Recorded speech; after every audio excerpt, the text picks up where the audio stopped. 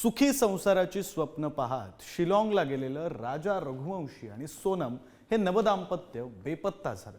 त्यानंतर राजाचा मृतदेह सापडला, मात्र सोनम काही सापडत नव्हती। अखेर ती सुद्धा सापडली आणि हादरवून सोडणारा असा घटनाक्रम समोर आला। नेमकं काय घडलं पाहूयात हॉटेल हनीमून आणि हत्येची थरारक कहाणी।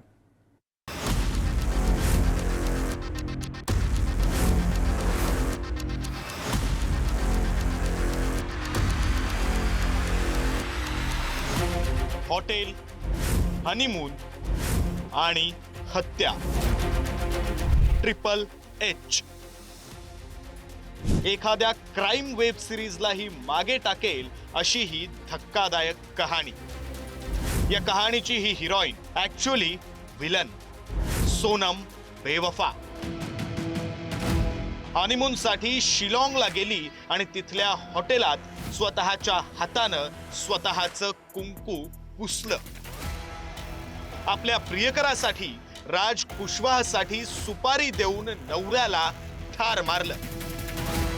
11 मे 2025 सोनम आणि राजा रघुवंशीचा विवाह मोठ्या थाटात पार पडला। 20 मे 2025 सोनम आणि राजा रघुवंशी हनीमूनसाठी रवाना झाले। 23 मे 2025 गुवाहाटीमध्ये मां कामाख्याचं दर्शन घेतल्यानंतर ते मेघालयाच्या शिलाँगला रवाना झाले। 24 मे 2025 दोघांचे मोबाईल बंद झाले। 2 जून 2025 राजा रघुवंशीचा मृतदेह सापडला। सोनम रघुवंशी ने सुबह लगभग 3 बजे अपने परिजनों को फ़ोन किया और बताया कि वो बनारस गाजीपुर मुख्य मार्ग पर स्थित काशी ढाबे पर मौजूद हैं। ये जानकारी सोनम रघुवंशी के परिजनों ने इंदौर पुलिस को दी और इंदौर पुलिस ने यूपी पुलिस से संपर्क किया। इस जानकारी पर गाजीपुर पुलिस ने सोनम रघुवंशी को बरामद किया। नवरा बायको दोघंही बेपत्ता झाल्यामुळं दोघांच्याही कुटुंबाच्या चिंता वाढल्या होत्या। त्यांनी राजा आणि सोनमच्या शोधासाठी थेट शिलाँग गाठलं।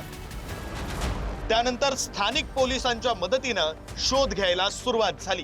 राजा आणि सोनम ज्या हॉटेलात थांबले होते तिथून ते ज्या मोपेडवर फिरायला गेले तिथवर सगळ्यांकडे विचारपूस केली। सीसीटीव्ही, मोबाईल लोकेशन सारं काही तपासण्यात आलं। या शोधकार्यात अखेर राजाचा मृतदेह सापडला आणि अनेकांच्या काळजाचा ठोका चुकला। ये सोनम ने बनाया हुआ, आगे उसकी जगह देखी हुई भी होगी। अपन को ये भी नॉलेज नहीं, हमारे घर से कोई भी नहीं गया, ना परिवार से गया। मेरे बेटे को उधर का नॉलेज नहीं था। सोनम ने की तो सोनम को भी मिलेगी वो तो सजा। अच्छा, सोनम का व्यवहार कैसा था शादी होने के बाद? जो घर व्यवहार तो उसका बहुत अच्छा था। व्यवहार तो ये सब पता ही नहीं चला ना कि सोनम कुछ कर सकती है।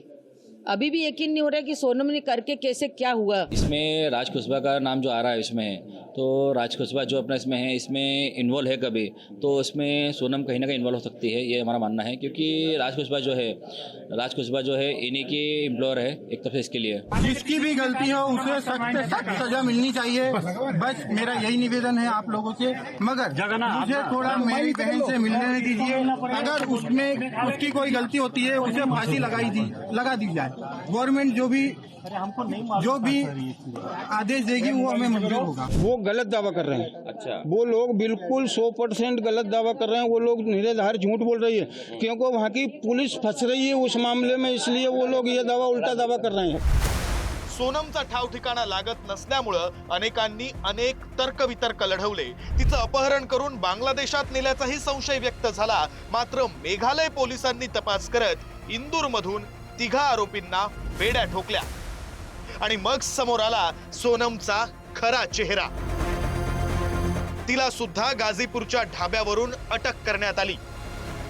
मेरे पास आती हैं, बोलती हैं भैया अपना मोबाइल दे दीजिए, कॉल करना है। तो हम वो हमसे फिर हम अपना मोबाइल उनको देते हैं। वो अपने फैमिली से किसी से बात करती, कुछ देर बात ही करती, फिर रोने लगती है। फिर उसके बाद उनके भाई जब बोलते हैं कि एक बार लोकल पुलिस थाने को आप इन्फॉर्म कर दीजिए, तो हम पुलिस वाले कॉल करते हैं। वो लोग भी आते हैं कुछ देर बाद, उनसे बातचीत करते हैं पूरा मतलब उनके बाद फिर और भी लोग आते हैं। फिर कुछ देर बाद 2-2:30 बजे के आसपास उनको लेके चले जाते हैं। एखाद्या थ्रिलर सिनेमाच्या कथानकाला लाजवेल असा हा घटनाक्रम। सुंदर अर्धांगिनीसोबत सुखी संसाराची स्वप्न पाहणाऱ्या राजा रघुवंशीचा घात करणारा या लाजिरवाण्या सस्पेन्स कथेचा धक्कादायक शेवट झालाय. सनमसाठी बेवफा झालेली दुल्हन, प्रियकरासाठी नवऱ्याची सुपारी देऊन त्याची हत्या करणारी दुल्हन, या बेवफा सोनमला कठोरात कठोर शासन व्हायला हवं. रशीद इनामदार, पुढारी न्यूज.